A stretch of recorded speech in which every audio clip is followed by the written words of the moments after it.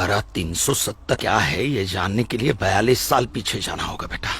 अंग्रेजों ने to nation theory के तहत हिंदुस्तान के दो टुकड़े कर दिए, एक हिंदुस्तान और पाकिस्तान।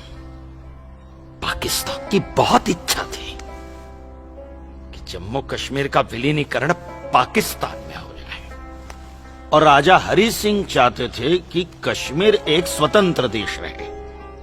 वो न हिंदुस्तान में विलीन होना चाहते थे न पाकिस्तान में, और तब पाकिस्तान ने खूनी खेल खेला। अक्टूबर 1947 में पठानी कबायलियों को जम्मू कश्मीर के खिलाफ उकसाया, कश्मीरी पंडितों का कत्लेआम करवाया। ऐसे हालात देखकर राजा हरि सिंह ने घबराकर नेहरू जी से कहा, कृपा करके आप कश्मीर को बचा लीजिए। मैं ऐसे हालात में चाहता हूं कि कश्मीर का विलीनीकरण भारत में ही हो जाए, सेना भेजिए। लेकिन जब तक भारतीय सेना कश्मीर पहुंची बहुत देर हो चुकी थी। न जाने कितने कश्मीरी पंडितों का कत्लेआम हो चुका था।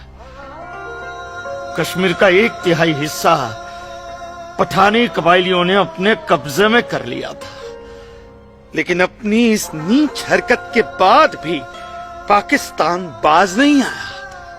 पठानी कबायलियों और भारतीय सेना के बीच युद्ध जारी रखा पाकिस्तान ने। संयुक्त राष्ट्र सुरक्षा परिषद के 3 सदस्य आयोग की रिपोर्ट पर 13 अगस्त 1948 को पठानी कबायलियों और भारतीय सेना के बीच युद्ध विराम घोषित हुआ, और यह तय किया गया कि कश्मीर समस्या का हल जनमत के आधार पर ही होगा। सितंबर 1951 में मताधिकार के बाद एक बार फिर जम्मू कश्मीर के भारत में विलय की पुष्टि की गई, मगर इसी दौरान शेख अब्दुल्ला ने अपने हाथों से धारा 370 का ड्राफ्ट तैयार किया और नेहरू जी को सौंपा।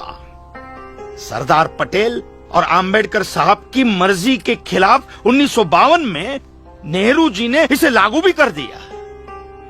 इसी धारा 370 की वजह से नेहरू जी ने कश्मीर को एक ऐसा विशेष दर्जा दे दिया जिसमें जम्मू कश्मीर राज्य ने हिंदुस्तान से अपना एक अलग संविधान स्थापित कर लिया। इसी धारा 370 की वजह से हमारे हिंदुस्तान का राष्ट्र ध्वज अलग है और कश्मीर का भी ध्वज अलग। इसी धारा 370 की वजह से कश्मीर की कोई भी महिला यदि भारत के किसी भी अन्य राज्य के नागरिक के साथ शादी करती है तो उस महिला की नागरिकता समाप्त हो जाती है। लेकिन यदि वो महिला अगर किसी पाकिस्तानी नागरिक के साथ शादी करती है तो पाकिस्तानी नागरिक कश्मीर का नागरिक हो जाता है, हिंदुस्तान का नागरिक हो जाता है। इसी धारा 370 की वजह से भारत के किसी भी अन्य राज्य का नागरिक जम्मू कश्मीर में जमीन खरीद नहीं सकता, व्यापार नहीं कर सकता। लेकिन जम्मू कश्मीर का नागरिक भारत के किसी भी अन्य राज्य में जाकर अपना व्यापार कर सकता है, जमीन खरीद सकता है, कुछ भी कर सकता है। अरे ये बिग लैंड एबोल्यूशन है, क्या है पता है?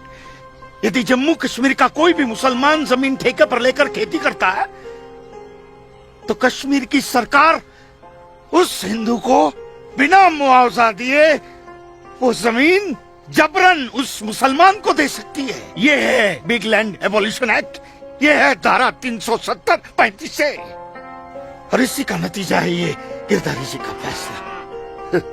और सिर्फ यही नहीं, ये जो सरकार की ऋण निरस्तीकरण योजना है ना, इसके अंतर्गत उन सारे मुसलमानों का कर्जा माफ कर दिया जाएगा जो उन्होंने हिंदुओं से लिया।